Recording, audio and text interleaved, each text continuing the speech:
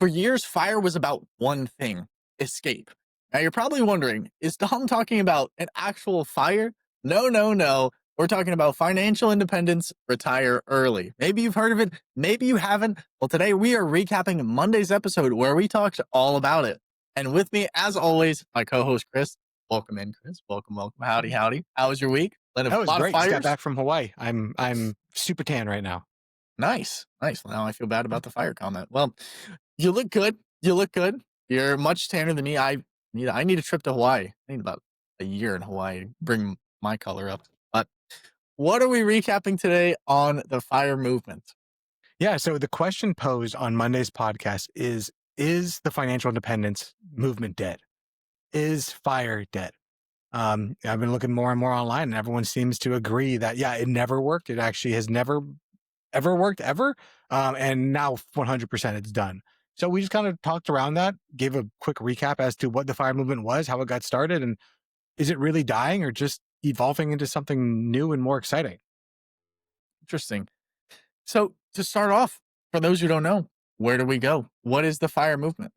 Yeah. So the FIRE movement is an acronym for Financial Independence, Retire Early. It started after the Great Recession, the Great Housing Collapse of 2008, where people were really just upset and confused and basically done with the traditional financial system. They realized that, hey, if the big banks are going to go and just put themselves into debt and then get bailed out, why should we keep on playing their game? So this movement was kind of created by a couple of bloggers. Pete from Mr. Money Mustache was a big one. J.L. Collins is Simple Path to Wealth. Um, Frugal Woods. There's a few other ones that kind of came out all around that same time. Um, but really, the core tenets was slash your expenses to basically as low as you can go. Try to save 50 to 70% of your income. Um, invest in low cost index funds and earn as much money as you possibly can so you can retire in your 30s and never have to work again. And that worked for a while until it didn't. And here we are now kind of discussing the pitfalls of that approach of just run as fast as you can to get out to what financial independence has evolved to just financial independence to what it might evolve to in the future, which I don't even know what it's going to be called. We'll call that 5 3.0 for right now. Could call water at this point. I'll have to come up with an acronym. By the end of today's episode, I will have a new acronym and we will have rebranded fire. That I can promise you. But I think it's kind of interesting that it was born out of frustration. I feel like a lot of people don't, I didn't know that. Right? A lot of people don't know that. But what's so important about that is today we can all relate to that. We created it out of frustration that the banks collapsed, right? And now a lot of the people, a lot of the I don't want to say the silent mob, I guess you could say. We're kind of getting pretty loud, but the silent mob, I guess you could say, has really felt a level of distrust with these large scale institutions and the way things are kind of happening to them and around them, right? And I think what I love most about this movement is it's about control, and it's about taking back control or taking back the night. Um, and I love that. I think it's important for all of us to really take control of our lives and really take extreme ownership. But that's tough when it comes to finances, when prices are rising, gas is so expensive, groceries are expensive, and the cost of housing is just atrocious. Yeah. Atrocious. My gosh. Anyway, um, so what do we do, Chris? What's like the first step to really taking back control? And besides, referencing Monday's episode, what should we really do to kind of take the first step though? Yeah, I would definitely listen to every episode of the Five Guys podcast. That's a great place to start. I just start at episode one. Actually, don't start episode one. Those are really 50, bad. Yeah, maybe like maybe 50 and then go from there. No. yeah. But in general, I think you need to realize that you have the ability to fix the problem. Because I think too many people they're stuck. Oh, it's the government, it's the banks, it's whatever, whatever. I can't do anything about it. And if you believe that you can't do anything to change your destiny, then you are right. You will never search for ways to do that. I think the first thing is to realize, like, yeah, I am in this place and I can get out of it by taking some sort of action. If you don't like where you are, you need to make a change. Like there's this old sign. I was in Hawaii recently and there was this sign on the wall and it was like, are you happy? With the yes or no. And if it was yes, keep doing what you're doing. No, change something. Are you happy now? Yes or no? Then yes, keep doing what you're doing. No, change something. Just keep on changing, keep on adapting until you finally get to that place that you want to be at. And just as a helpful hint, that place does not exist. You're never going to get there and be like, I finally made it. That's the point of it, is that it's a journey. And wherever you go, there you are. But you should try to learn to love the journey the entire way. And that's what financial independence, that's the reason I'm so adamant about teaching it to anyone that I can, is because that is a way that is tangible right here, right now, that can change people's lives. Back when I kind of got started working, one of my first jobs was a lifeguard. And then natural transition from a lifeguard, I was a swim instructor. And that was probably one of the most rewarding jobs I ever had. Taking a kid who, and a baby, even babies who like legitimately, if they fell into their pool, would die, and teaching them valuable skills that could keep them alive. And being able to watch these kids be afraid to even touch the water to being able to float on their back and do stuff. And I've been able to take that skill of being able to teach people and watch them progress and move that into a financial independence realm. Something that I would say is just as valuable as being able to learn how to swim. Like the ecosystem that we run in here in America and all systems has to do with like our water is finance, it's money. You're not going to exist without it. So it's better to learn how to swim with it, how to be with these things rather than fight against it. Have you ever seen someone drowning? What they're doing is they're fighting the water rather than just going with it, rather than just floating and just being with it. It's the exact same thing for financial independence. So you think a lot of us just force our way through finance and make it a lot more difficult than it actually is? I would say probably not even force. They just avoid. Most people just avoid finance and hope that that something else is going to fix it. That if I find the right financial advisor, the right person that's going to come into my life, they're going to fix it all for me. And unfortunately, most people end up, I call those people dreamers. They go from person to person to person, scheme after scheme after scheme, believing that the next one's going to be the right one. And, that's the reason that we talk so much about ways to control your own destiny. Like you have to be the hero of your own story. I think it's so important, right? On Monday we talked a lot about how, you've read tons of books, right? A lot on finance, a lot on mindset, but it was the ones that were about mindset that really shifted how you operated through life in regards to finance and how that really impacted your financial outcome, right? We also talked a little bit about how, well, five financial independence, retire early. Most people focus on retire early and they set a goal. Maybe it's a million, maybe it's 2 million, whatever your number is, right? They focus a lot on that number, but really they completely just just dust over financial independence. They don't even talk about the first part of the FIRE movement. And what I loved most about Monday's episode, and I'm giving too many gems away, but what I loved most about Monday's episode was that financial independence is just a vehicle to get you to your goal. It's not the goal. Your goal should be something else. And that's not something that Chris or I can tell you, right? We each have our own goals, but this is just a vehicle to help you accelerate towards that goal. It's not the goal. Because, like you said yourself, Chris, from experience, you had a number in mind. You reached five. You reached close to five. I mean, you hit it. You are of the 0.000, probably another 0.1 that actually, I mean, you were able to retire young, very young, and because you hit your number. But on that day, nothing changed. But why do you think nothing changed, Chris? Because I didn't change. I expected that when I hit something, I would finally feel the way about myself that I felt other people felt about themselves who hit certain numbers. And I realized that, oh, it's just a farce. It's all a farce. And, going back to the books that I read and all the things, and this is the most messed up part about all of it is personal finance is 80 to 90% personal, 10 to maybe 10% math, 10% finance. So you can sit there and read all of the personal finance books. And we know people, we've seen people in our community who read Rich Dad, Poor Dad. Like they go through every single book, all of the finance books. And then they keep on saying, but nothing changed. Like I read the book, I have the knowledge, but nothing changed. It's like, yeah, nothing's going to change if you don't change. You need to be the person to change. You can have all the knowledge in the world. We say it all the time. Entertainment, information without action is just entertainment. Got it on the second try. No, you know what? I count that as a first try. That works. That totally works.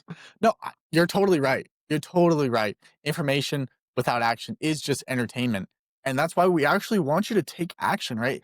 There's no point in just soaking up all this information if you're not going to do anything with it, right? It's actually, I mean, at that point, you might as well just watch football, right? Or a sports, or go drink, do something, right?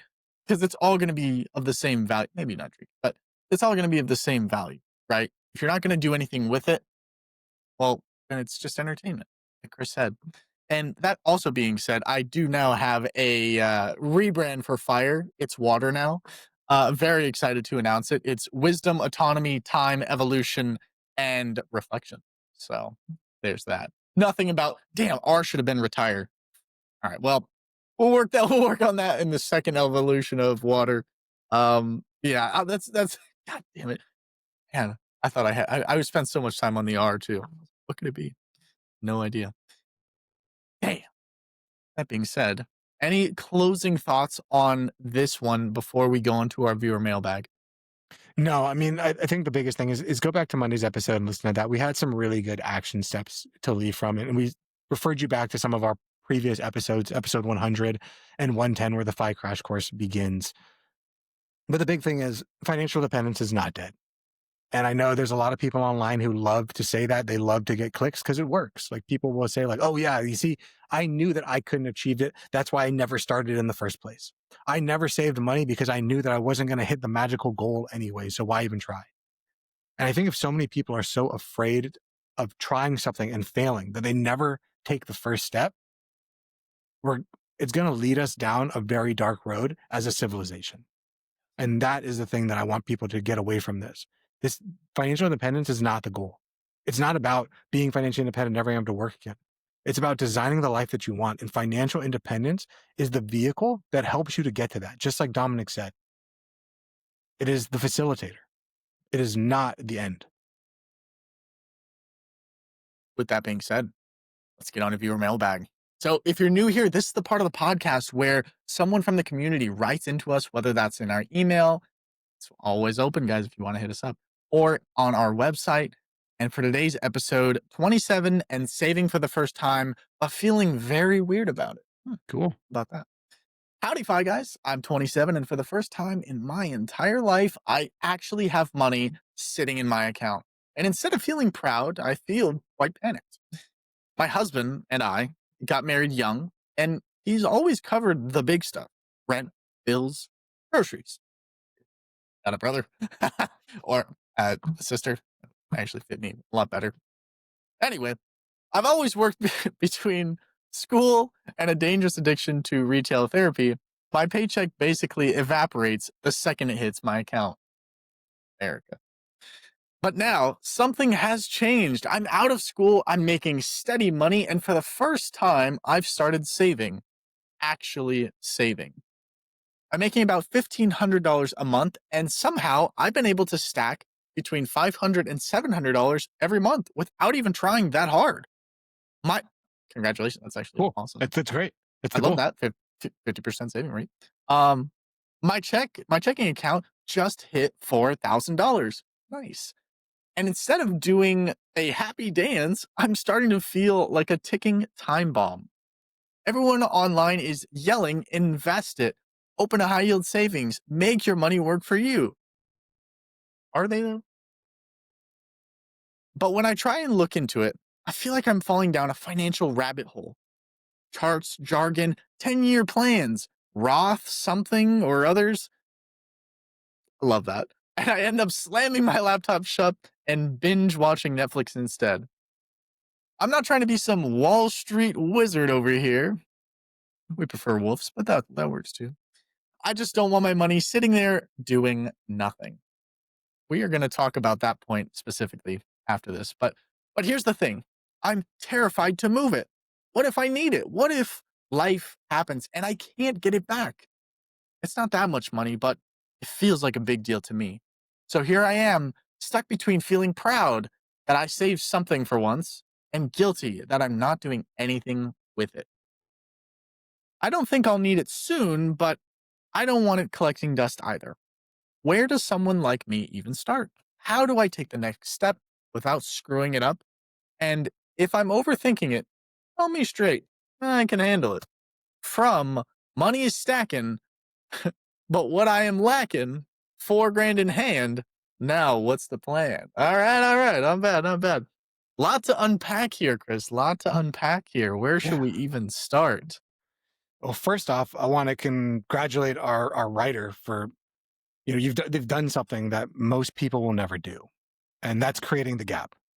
And when I mean the gap, that's between how much money you make and how much money you spend. Because that gap, your savings rate, is the foundation to financial independence. It's the foundation to all of this. It is not about you doing it, quote unquote, right now. It's about building those habits over time, which you've already started the process of. You just have to keep up with that over and over and over again. Dom, what were you thinking when you read through this? Um, Super excited, very excited, the most excited. Nobody's more excited than me, but um, it is very scary taking that first step, right? For all of us, even people who are seasoned investors, right? Say this has happened to me actually. I stopped investing for a long time. Like I just I set it and forget it and then I sold it and I had a bunch of cash in my account. Well, to be honest, I felt scared to invest it too. Weirdly enough, I felt scared, right? So fear is something we all live with. Fear is not something that we can necessarily avoid, but it's something we can manage. And that's where we can be courageous and really take steps that others might not take. So I think you're in a great spot. I'm really proud of you for kind of getting a hold on that retail addiction.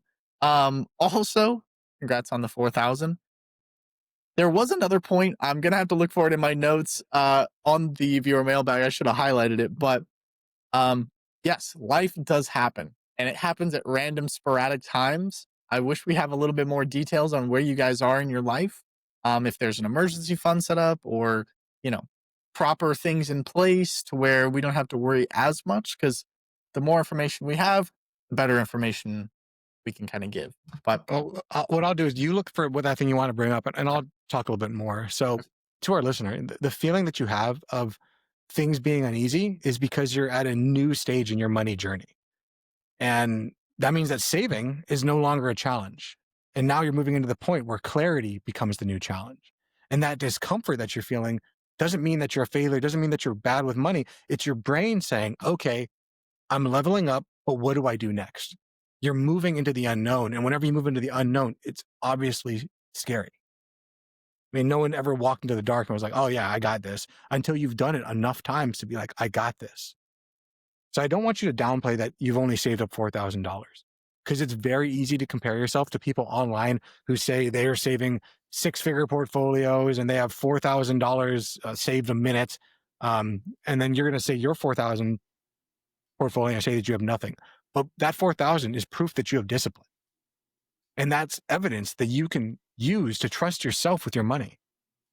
Because the first real step is needs to go from I hope I can save to I know I can save. And you know you can save. You've done it. Do or do not, there's no try. You did it. That's awesome. So what I want you to do, since you're asking what do I do with it, I want you to start with a simple emergency buffer. And that means I want you to keep around maybe 3 months of living expenses easily accessible. And I want you to think of this as like my sleep well at night fund, knowing in case something goes wrong, I have a first layer peace of mind, knowing that that money is available. And I don't want you to just keep that money in your checking account. What I would like you to do is go ahead and look into high yield savings accounts. Nothing fancy, just a way for your cash to earn a little bit more than it's sitting in your checking account earning 0.010 or whatever it is. And I think you're going to feel instantly more intentional, and you're not going to be taking on any risk. But the biggest thing is I need you to forget the investing jargon, and I want you to focus on your systems. You don't need to understand everything about the markets right now, everything about finance right now. What matters is automating good behaviors, regularly saving money and transferring it to the accounts that it needs to go to, and separating your accounts and naming your goals that you're trying to achieve. Because when you name the goals and you have money going towards that, it builds that momentum and it shows you that I'm going towards a place. We all, as human beings, we seek dopamine. Dopamine is released it's not when you get what you're going for, it's when you're seeking, when you're approaching it. So I want you to try to build that into your life. And while you're building, I want you to build your identity around being a saver. And then eventually I want you to turn being that saver into being an investor. And that's the fun part. When your mindset shifts from I'm trying to save to I'm someone who grows my money. It's not about having specific funds. It's not about having specific knowledge. It's about becoming who you want to become. The goal for you at 27 isn't to get rich fast. It's to build confidence. And the first step is earning some interest on your money. The next step is investing a small amount that you can learn the game with. Not win the game, but learn the game. So I would start with maybe $100 to test drive, putting some money into a broad market index or whatever you like. We've done podcasts on that. You can go back and listen to those. But don't let perfect be the enemy of progress. Don't let perfect be the enemy of good. People get stuck thinking that they need the best option. But the best plan is one that you actually follow. So move from thinking about putting your money to work to actually putting your money to work. I want you to celebrate your progress. Every dollar you save is proof that you're designing a better relationship with your money than the version that you had 5 years ago. And that's massive. You're taking steps. So this week, open a hard yield savings account, set up automatic transfers of regular payments, and give that account a name. Something like your Freedom Fund or Future Me Fund. I really don't care, because that small act turns saving into purpose. And that turning saving into purpose gives you direction. And that's what you need right now. I love Congrats. that. I love that. That's huge. And I think I love what you were saying there, Chris, where you have to shift your mindset to I am someone who grows my money and really believe it. And it's like, yeah, I'm the type of person who does that. So it makes sense. It comes easier to you. And I love that mindset shift. I think that's something that a lot of us actually could adopt. It's more beneficial mindset shifts in our lives. So I hope that information helps you. What I was going to say, what I did find in my notes was you said I just don't want my money sitting around doing nothing. I totally agree. Definitely don't want that.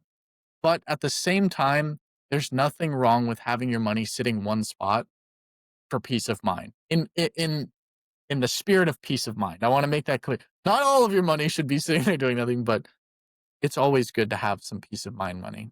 And one of the things that I've learned is that if your investment strategy keeps you up at night, it's probably not the right one for you.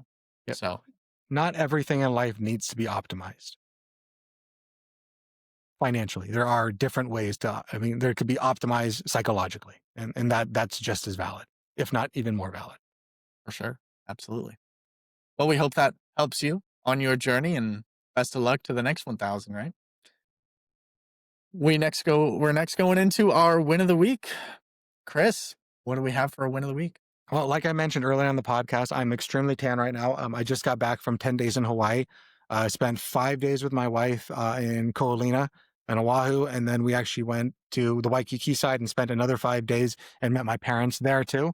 So we got to spend some time with my parents, drove around with them all over the place. My mom got to show my wife a lot of the places where she grew up, um, which is really cool to go around and just kind of see where where my family comes from and all that stuff. Because we grew up here in San Diego, but it's always nice to kind of go back what I'll call second home and see my family and do all that stuff. So it was great. I'm very tan right now. We'll see how long that maintains.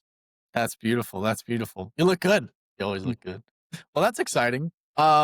You're killing me on the win of the weeks, man. One of these weeks, I'm gonna have your ass. You're gonna be fucking done, dude. I'm gonna have you.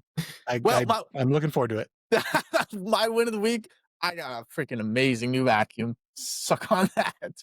And we started renovating the guest bathroom, which is something that I've been wanting to do for a little bit now. It kind of like spicing things up, spicing the house up a little bit. So yeah, we got a new mirror. We hung up a new mirror. We got new lights in there. We're gonna be painting the cabinets. So, but the newest addition is this beautiful mirror we got from Hobby Lobby. So I'm very excited about that. But that's going to do it for this week of the Fi Guys. I hope you guys enjoyed it. Make sure to stay tuned for Monday's episode on Monday, as always. But yeah, till then, I'm Dom. He's Chris. Any final thoughts, Chris? No, thank you guys for joining us. We'll see you on Monday. And make sure you bring someone along for the journey. Tell someone about the Fi Guys. That's the one thing we ask. Yep. Later, guys. Peace. Later. This video podcast is sponsored by Monzon Wealth. The content in this podcast is for informational purposes only and should not be considered financial advice. We do not endorse specific products or services. Past performance does not guarantee future results. The opinions expressed are those of the hosts and guests, not the podcast sponsor. It is crucial to consult with a qualified financial advisor or professional who can provide advice tailored to your specific needs before making any financial decisions, investments, or taking any other actions. If you are seeking specified help, you can reach out to Chris at monzonwealth.com.